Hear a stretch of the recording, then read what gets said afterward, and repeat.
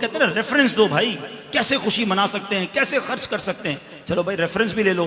اللہ فرماتا ہے قل بفضل اللہ وبرحمتہ فبذلک فلیفرحوا ہوا خیر مما یجمعون. 11واں پارہ سورہ یونس آیت نمبر 58. ٹھیک ہے، یاد کر لینا. اس کا ترجمہ کیا ہے؟ ترجمہ بھی کیا اعلیٰ حضرت نے کیا.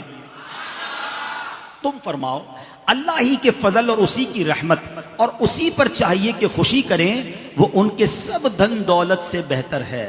اللہ کی رحمت اور فضل پر خوشی کریں تو سب دھن دولت سے بہتر ہے.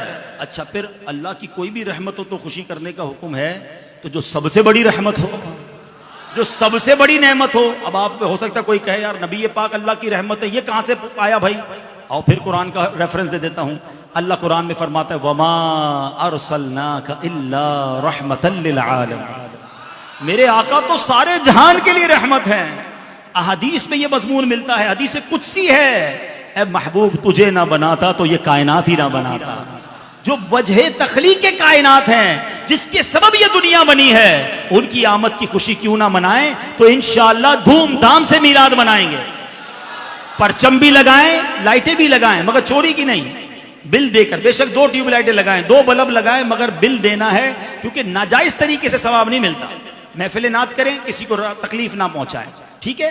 اچھا اب پرچم کس لیے لگائیں؟ کہ دن میں کوئی آپ کے گھر کے پاس سے گزرے تو پتا چلے یہ عاشق رسول کا گھر ہے. لائٹ اس لیے لگاؤ کہ رات میں گزرے تو پتا چل جائے یہ میلاد منانے والے کا گھر ہے.